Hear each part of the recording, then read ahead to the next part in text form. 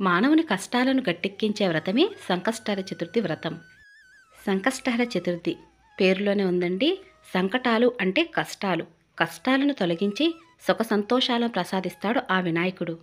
అంటే వివాహం ఆలస్యమవుతున్నా, అప్పుల బాధలతో ఇబ్బంది పడుతున్నా, లేదా సంతానం కోసం ఎదురు చూస్తున్నా, ఆర్థిక సమస్యలు ఇబ్బంది పెడుతున్నా, పిల్లలు చదువులో మందబుద్ధిగా ఉన్నప్పుడు, అలాగే జీవితంలో ప్రగతి కోసం, ఉద్యోగంలో ప్రమోషన్ కోసం ఎదురు చూస్తున్నారా, అలాగే కాంపిటేటివ్ ఎగ్జామ్స్కి ప్రిపేర్ అవుతున్నప్పటికీ కూడా ఇలా ఎలాంటి సమస్యలు ఉన్నా కూడా ఆ సంకటాలన్నిటిని కూడా తొలగించి జీవితాన్ని సుగమం చేయటానికి ఈ వ్రతాన్ని ఆచరిస్తూ ఉంటారు.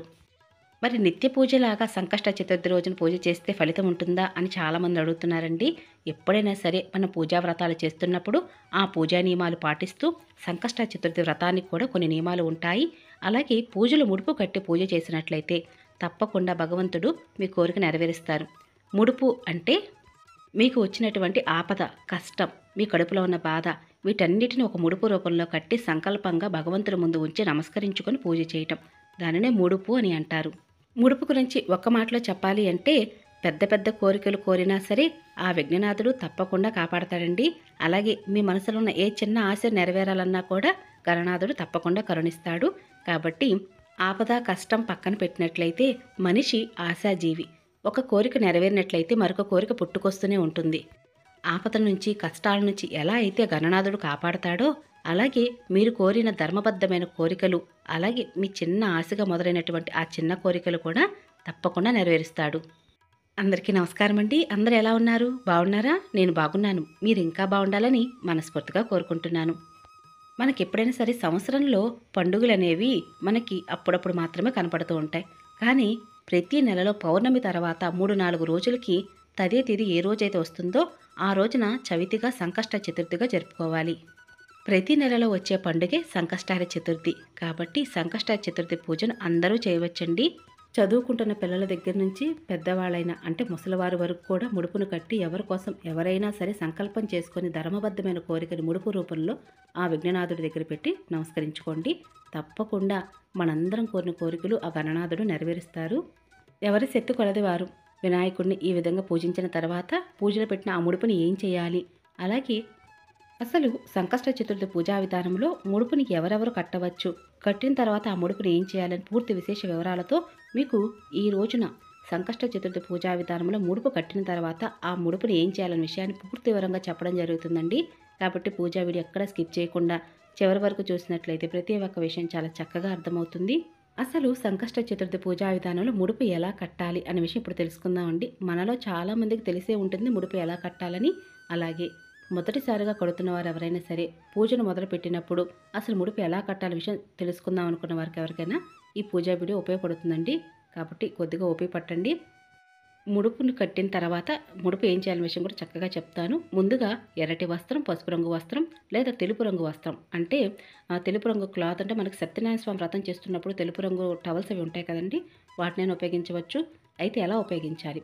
ఆ తెల్లటి టవల్ని తీసుకొని ముందు రోజే పసుపు నీటిలో నానబెట్టి ఆరబెట్టి తడి లేకుండా ఎండబెట్టి ఆ తర్వాత వినాయకుడి పూజ కోసం సిద్ధం చేసుకోవాలి. ఇక సంకష్ట చతుర్థి పూజను ఉదయం వేళ చేసుకోవాలి.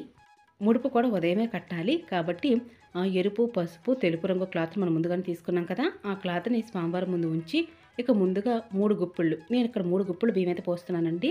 చాలామంది కూడా కేజీ-పావు బియ్యం అయితే పోస్తూ ఉంటారు. నేనైతే 3 నెలలు సంకల్పించుకొని పూజనైతే మొదలు పెడదామని ఇక్కడ 3 నెలలు బియ్యం అయితే పోసాను. అయితే నేను ఈ ముడుపుని ఇప్పుడు కాదండి, లాస్ట్ ఇయర్ కట్టాను. ఇక ఇప్పుడు నేనైతే 7 నెలల పూజనైతే మొదలు పెట్టుకున్నాను. నా మనసులో ఉన్న సంకల్పం నెరవేరింది. నా యొక్క పూర్తి నమ్మకంతో చెప్తున్నానండి. నేను అనుకున్న సంకల్పం నెరవేరింది. మరలా పూజను ఎందుకు చేస్తానండి? కాబట్టి మనసులో ఉన్న ప్రతి ఒక్క కోరిక ధర్మబద్ధమైంది ఉండాలి. కాబట్టి అటువంటి కోరికలు భగవంతుడు తప్పకుండా నెరవేరుస్తారు. మళ్ళీ నేను పూజ మొదలు పెట్టుకొని ఈ సంవత్సరం కూడా 7 నెలల పూజనైతే చేస్తున్నానండి. స్వామివారికి ఈ ముడుపు కట్టినప్పుడు ఇన్ని నెలలు పూజ చేస్తాం, నమస్కరించుకొని పూజ చేయవలసి ఉంటుంది.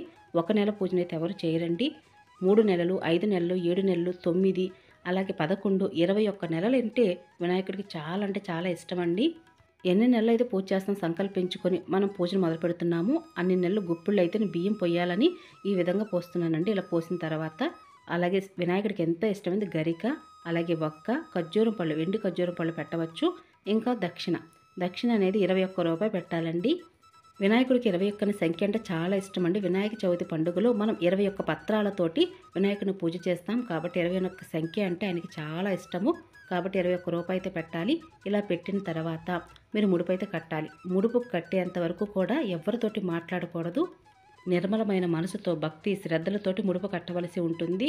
మీరు ఏ పూజ చేసినప్పటికీ, ఎన్ని ముడుపులు కట్టినప్పటికీ కూడా ఆ ముడుపు కట్టేటప్పుడు మనసు నిర్మలంగా ఉంచుకొని పూజనైతే మొదలుపెట్టుకొని ముడుపునైతే కట్టండి. ఇలా ముడుపు కట్టిన తర్వాత గంధం కుంకుమ బొట్లతో అలంకరణ చేయాలి. ఒక పువ్వు పెట్టండి. అలాగే ఆసనం ఏర్పరచాలండి. డైరెక్ట్గా నేల మీద పెట్టకూడదు ముడుపు అనేది. కాబట్టి ఇక ఇలా ముడుపు కట్టిన తర్వాత ఒక ప్లేట్లో పెట్టుకొని వినాయకుని పూజలో పెట్టవలసి ఉంటుంది.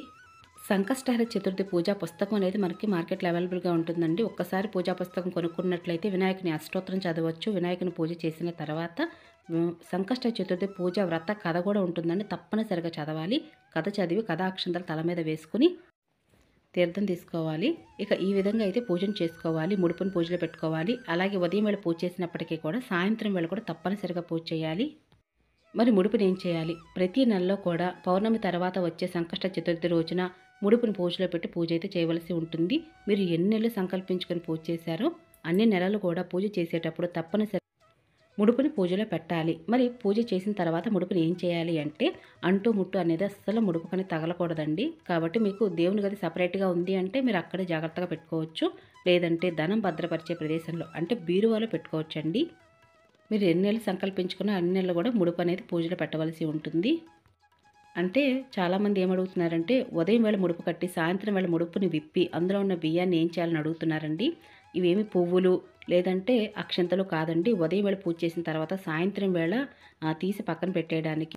ఉదయం వేళ పూజ చేసిన తర్వాత సాయంత్రం వేళ పూజ చేసే సమయానికి పువ్వులు ఎలా అయితే వాడిపోతాయో అలా ఆ విధంగా పువ్వులు తీసేస్తూ ఉంటాం కదండి. అలాగే ముడుపును కూడా తీసేయాలని చాలామందికి ఒక అపోహ అయితే ఉంది. అలా కాదండి, అది ముడుపు అండి. ముడుపు అంటే మన సంకల్పం, మన మనసులో కోరిక.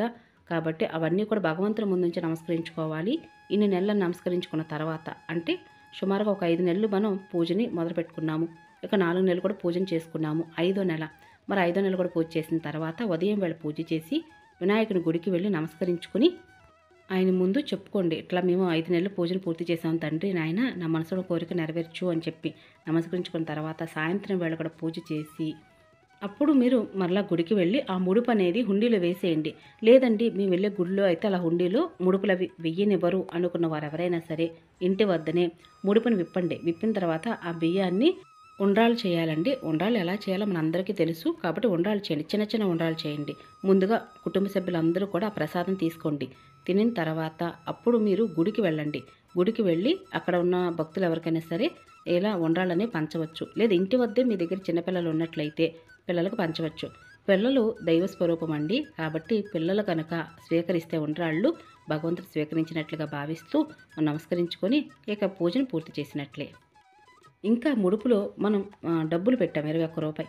మా 21 రూపాయి ఏం చేయాలి అంటే మీరు హుండీలో వేసేయండి ఆ 21 రూపాయి. అంతేనండి. ఇంతే సులభంగా ముడుపుననేది ప్రతి నెలలో కూడా పూజలో పెట్టి ఏ విధంగా ఆఖరి నెలలో ఈ విధంగా పూజ చేయవలసి ఉంటుంది.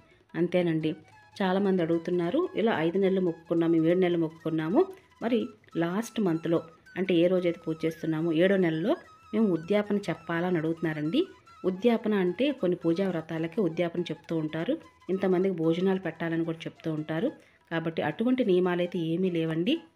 లేదా ఒకరికి భోజనం పెట్టినా మంచిదే కాబట్టి ఇంటికి మీ సెత్తుకొలత ఎవరిని పిలిచి భోజనం పెట్టవచ్చు. అలాగే గుడికి వెళ్ళినప్పుడు మీ ముడుపుని ఎలా అయితే భగవంతుడు సమర్పిస్తున్నామో అలాగే పూజారి గారికి కూడా స్వయంపాక దానం చేస్తే మంచిదండి. అంటే ఇంటికి ఎవరినైనా పిలిచి భోజనం పెట్టలేని స్థితిలో ఉన్నప్పుడు లేదంటే ఎవరు రారు అనుకున్నప్పుడు ఇలా గుడికి వెళ్ళి సద్బ్రాహ్మణుడికి స్వయంపాక దానం చేస్తే చాలా మంచిది. అలాగే ఆడవారికి వచ్చే ఇబ్బంది వలన ఇన్ని నెలలను నమస్కరించుకొని పూజ చేసుకుంటున్నాం, మధ్యలో డేట్ వస్తుంది, మళ్ళీ మొదటి నుంచి పూజను మొదలు పెట్టాలని అడుగుతున్నారండి. అలాంటిది ఏమీ లేదు. మీరు ఏ నెల అయితే మీకు అడ్డంకి వచ్చిందో ఆ నెలని లెక్కలో తీసేసి మిగతా నెల కంటిన్యూగా పూజ చేసుకోవచ్చు. నెలకి ఒక్కసారి మాత్రం పూజ చేస్తామండి. కాబట్టి ఎన్ని నెలలైనా నమస్కరించుకొని పూజ చేసుకోవచ్చు. అలాగే ప్రెగ్నెంట్ లేడీస్ ముడుపు కట్టవచ్చు అని అడుగుతున్నారు. 5 నెలలు నిండక ముందే మీరు ఈ ముడుపునైతే కట్టవచ్చండి. ఆ తర్వాత మీ భర్త గారి పూజను పూర్తి చేయవచ్చు. అలాగే ముడుపుని ఒకరి కోసం ఒకరు కట్టవచ్చని అడుగుతున్నారండి. అంటే ఇంటి కుటుంబ సభ్యుల కోసం.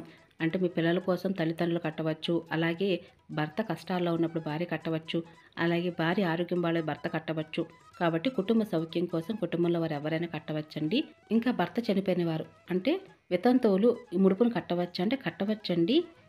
మరి తప్పనిసరిగా ఉపవాసం ఉండాలా అంటే ఉపవాసం ఉండి ముడుపు కట్టి పూజ చేస్తే మంచిది. కాబట్టి విశేషమైన ఫలితాల కోసం ఈ విధంగా చేయండి. ఉపవాసం ఉండలేమో అనుకున్న వారు మితాహారం తినండి.